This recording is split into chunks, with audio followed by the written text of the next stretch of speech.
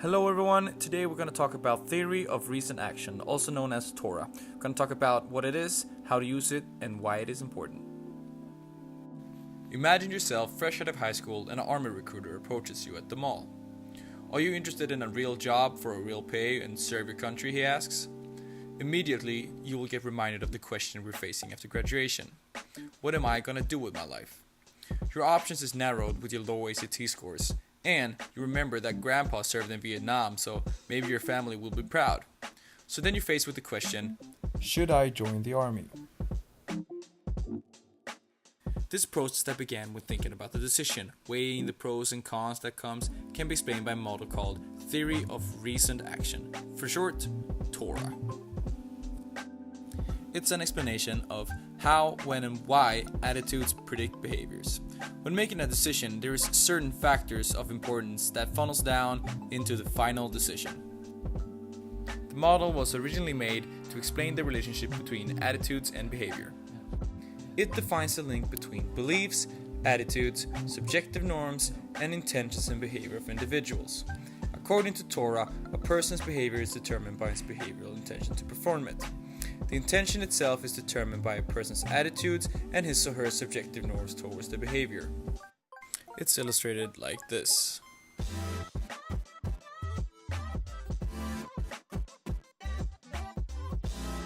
Attitude is determined by two factors: beliefs about the consequences of an act and evaluation of the consequences. The first factor is the different beliefs of the consequences. For example, if I do this I might die, or from this I will get stable income, and so on. It could be as many outcomes that one find relevant. The second factor is an evaluation of these consequences, if they might occur.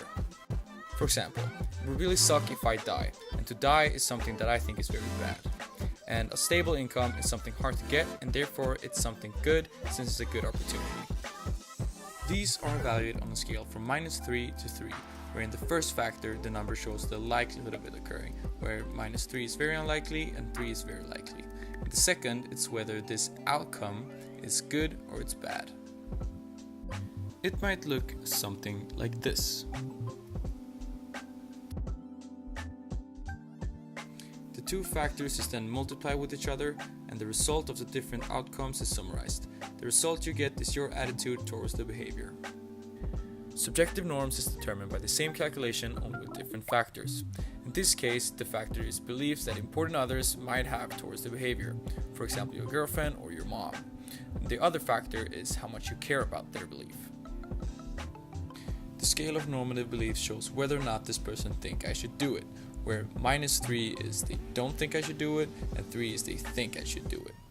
Then we're going to weigh in how much we care about that person's opinion, where -3 is that we don't care at all, and 3 is that we care very much. It could look something like this. The two factors are then multiplied and then summed in the same way as before. The result you get is your subjective norms.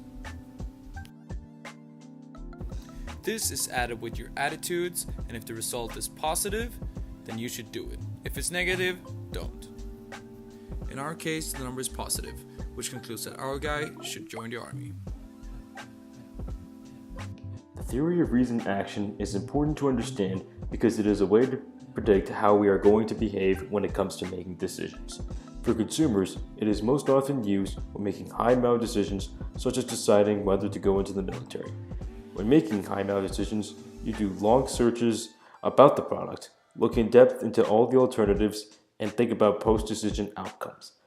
In terms of joining the military, it is one of the biggest decisions a person can make in their life, so they would want to cover all their bases in order to make the right decision. Our person thought long and hard about his decision to go into the military. He knew that the military was his only option because he didn't want to go to college or get a job right out of high school.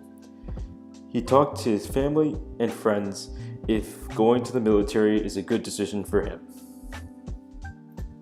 Theory of recent action is important to marketers because they can use it to change a consumer's attitudes towards their product.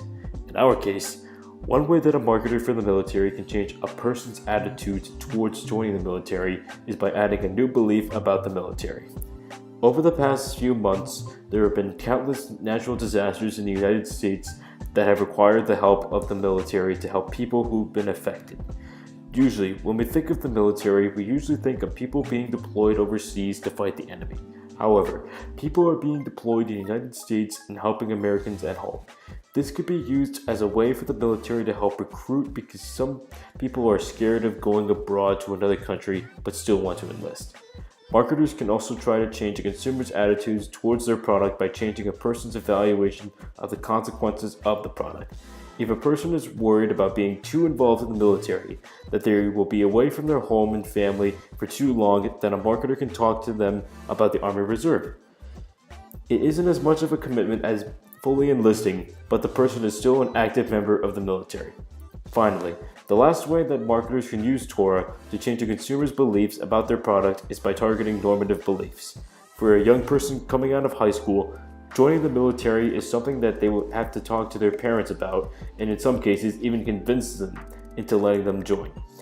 A way that a marketer can change a parent's normative beliefs about the military is by showing them all the opportunities and benefits that their child will get by enlisting, such as the opportunity to take advantage of the GI Bill, which helps veterans with paying for their college tuition if they decide to go after serving.